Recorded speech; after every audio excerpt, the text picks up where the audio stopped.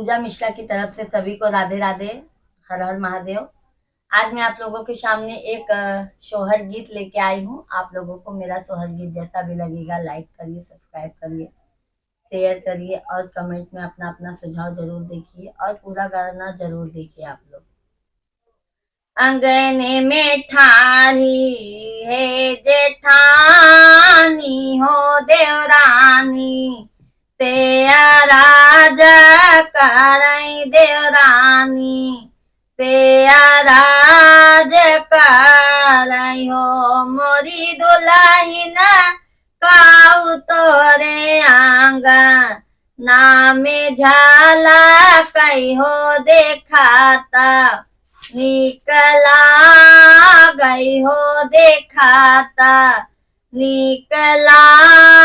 गई हो मोरी दुल्हन काऊ तोरे आंगन ने में झाला कई हो देखाता, निकला गई हो देखाता, निकला गई हो। जल के पिया के पगड़िया होता हामा,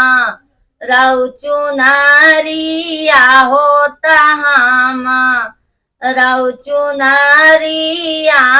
ना हो मोरी दीदी, झाल के ललाना के लुटूरिया हो देखाता, निकला गई हो देखाता, निकला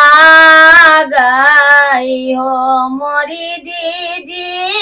झाल कई ललाना के लुटूरिया हो देखाता, निकला गई हो देखाता, निकला गई हो। कहाँ पाऊ पिया के पगड़िया होता हामा, री चुनरिया होता हापा, नी चुनरिया ना हो मोरी दुल्हन कहाँ पाऊ लालन के लुटूरिया हो देखाता, निकला गई हो देखाता, निकला गई हो मोरी दुल्हन कहाँ पाऊ लालन के लुटूरिया हो देखाता, निकला गई हो देखाता, निकला गई हो। पिया लाए आपा नी पगड़िया होता हामा, री चुनरिया होता हामा, री चुनरिया ना हो मोरी दीदी, राम जे दिहा ले लुटूरिया हो देखाता, निकला गई हो देखाता, निकला गई हो मोरी दीदी, राम जे दिहा ले ललाना हो देखाता, निकला गई हो देखाता, निकला गई हो।